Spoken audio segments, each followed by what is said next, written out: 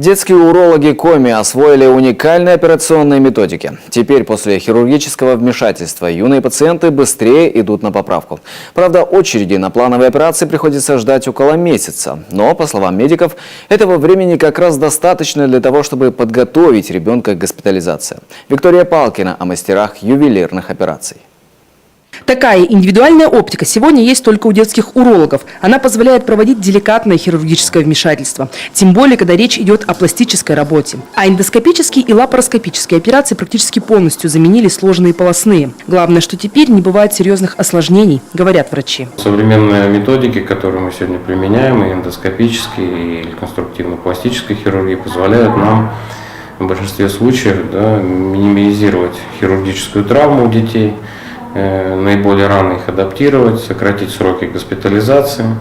Ну и самое главное, получить в дальнейшем здоровое поколение детей. На базе этого отделения появился современный уронефрологический центр. За несколько лет здесь прошли лечение пациенты не только из Коми, но и Архангельска, Мурманска, Санкт-Петербурга, Калининграда и даже Хабаровска. Родители юных пациентов тысячи километров не останавливают, потому что пока в России гидронефроз, а это врожденная патология почек, ювелирно оперируют лишь в нескольких больницах. Мы начали это осваивать одними из первых.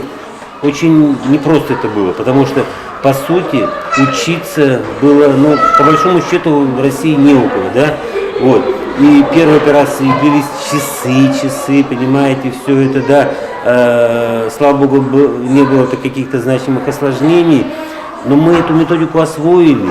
Это очень щадящая методика, да, и сейчас уже у нас на потоке. По программе модернизации укомплектовали и само урологическое отделение. Закупили видеоцистоскоп и трехмоторные кресла для обследований. В прошлом году еще и капитальный ремонт сделали. Теперь у врачей есть своя мини-операционная, а у пациентов веселый коридор и удобные палаты. Больше появилось палаты маломестных, где имеется свой санузел, для удобства получается для родителей, для детей, если особенно с маленькими детьми, которые лежат, что и бывает не с кем оставить, и выходить удобнее, что есть в палатах туалеты.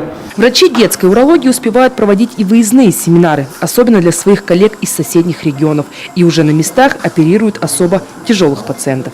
Виктория Палкина, Дмитрий Ведерников, телеканал Юрган, Сыктывкар.